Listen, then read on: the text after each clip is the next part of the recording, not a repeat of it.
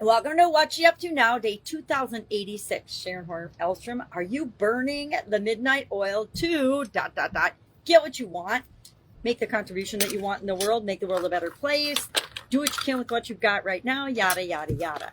Today, that was our idiom for supersize your business. It's been around since 1635 when a gentleman by the name of, I already forgot his name, I have a magnifying glass, Francis Quarles, in his book, Emblems, used the idea of burning the midnight oil, staying up late, working really hard, putting in a ton of effort in order to study something, work on something, analyze your options, get what you want. And we need to do this when we're building and growing our business. We don't have to do it all the time. If you're burning the midnight oil all the time, guess what? You're going to get burned out. At least I know that's what happened to me. I ignored lots of different areas and aspects of my life, which is why I pay attention to all of them now. Now, that doesn't mean they're balanced. I don't think I've ever been balanced in my life, meaning equal in all areas. Balance is different for each and every one of us, and what feels balanced to me is probably totally out of whack to any other human being on the planet, because we're all different and unique. But I like to look at all the different areas and aspects of my life, and I'm going to grab my little graphic if I can find it in some semblance of order or timely fashion, which apparently I cannot. Here we go.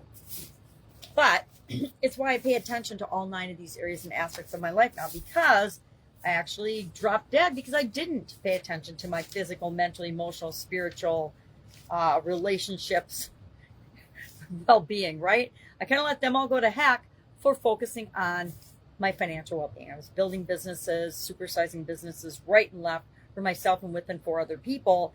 And I was doing that while raising a family and struggling in a lot of different areas of my life, but mostly physically, mentally, emotionally, spiritually, financially, and with respect to my relationships. Mostly my personal relationships, I always made sure I had time for doing what was right with my kids and for my kids, because that was a non-negotiable to me. Taking care of my family, and my family is my kids, not necessarily my ex-husband, because he was not a good human being to me. So, I don't think those areas of our life are balanced, meaning equal in all areas. It's like equality. I don't personally believe in equality. I think as human beings, we are all infinite, amazing human beings, and we deserve whatever we want. But we're not equal, right? We're not in any way, shape, or form equal. We're all magnificent beings, but that doesn't mean that we're equal, meaning we all get the same amount of everything out of the world. We get what we get out of the world what we put into it. We get out of our efforts what we put into. We get out of things what we put into them. I say this all the time, and it pisses some people off because they don't want to know that if they want to get more out of their life, they got to put more into their life. If you want more out of your relationships, you need to put more into your relationship. If you want more out of your business and your finances and your career, you got to put more energy and effort and attention and detail into that, right? So I actually really like this idiom, burning the midnight oil. But I also know from personal experience, we can't burn the midnight oil 24/7 for years on end without it coming back to roost on our being, either our physical, mental, emotional, spiritual relationships, whatever area that happens to get affected most in your life. Mine, the whole 9 yards blew up. In 2010, my entire life pretty much blew up because I had a sudden cardiac arrest and died. And of course, it didn't take, since I'm here talking to you, it obviously didn't stick. But it put me on a totally different trajectory and journey than my life would have probably otherwise taken. I guess if I would have died, it wouldn't have mattered, right? It would have been done. At least it wouldn't have mattered to me. I would have been done.